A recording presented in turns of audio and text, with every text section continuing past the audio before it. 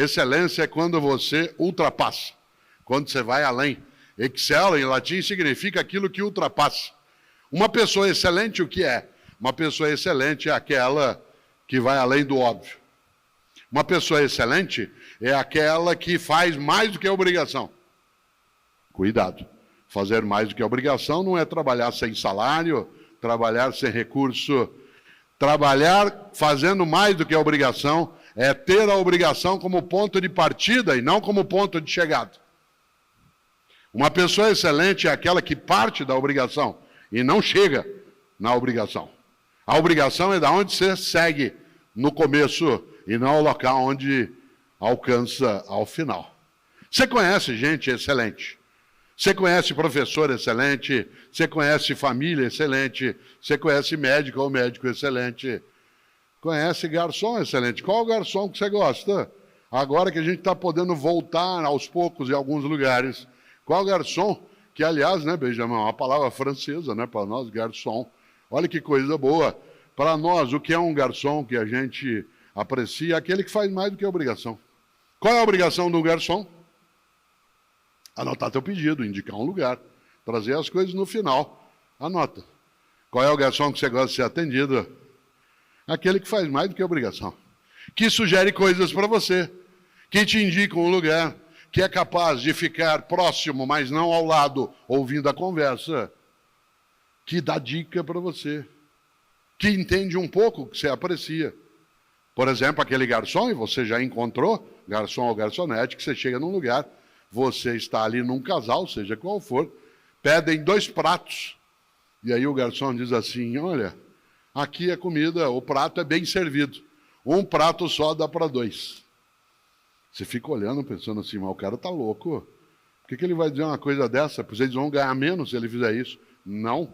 Porque primeiro que a comida será de fato suficiente num único prato. E ao dizer isso, não precisa pedir 2, porque um prato é suficiente para ambos, ele te captura, fideliza, e aí você volta. E em vez de ter uma única refeição naquele lugar, se tem uma coisa que você quer, é voltar lá outras vezes. É interessante. É aquela pessoa que é excelente. Olha que coisa curiosa, uma história que aconteceu um dia comigo e com o Fernando, que está sentado aqui, né? Eu não dirijo, eu não tenho carteira de motorista, não tenho habilitação e não dirijo por uma razão que às vezes parece estranha. Eu não dirijo porque eu não gosto, né? E eu não aprecio fazê-lo. Tem gente que acha, como, você não dirige? Eu digo, eu não dirijo, não boto ovo, não fabrico rádio, né? Tem uma série de coisas que eu não faço no meu dia a dia.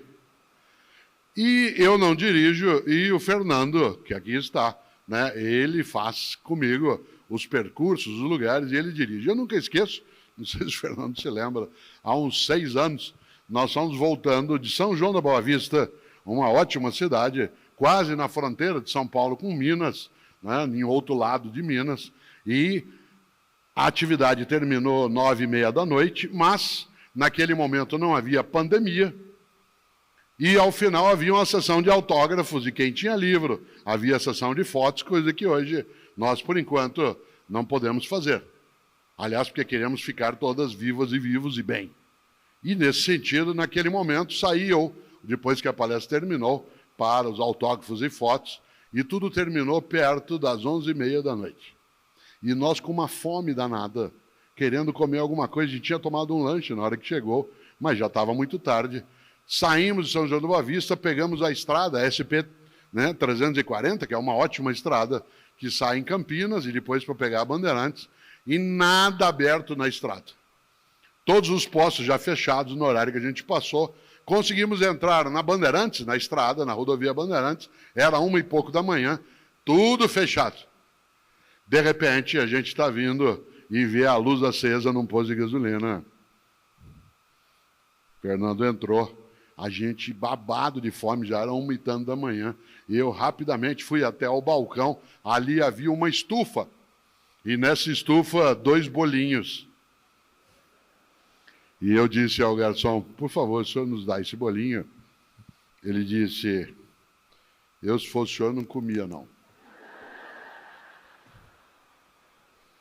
Isso criou um afeto nosso. Aliás, quando a gente pode, a gente passa por lá. Atenção, olha que pessoa excelente. Ele não se contentou em ser exclusivamente um vendedor.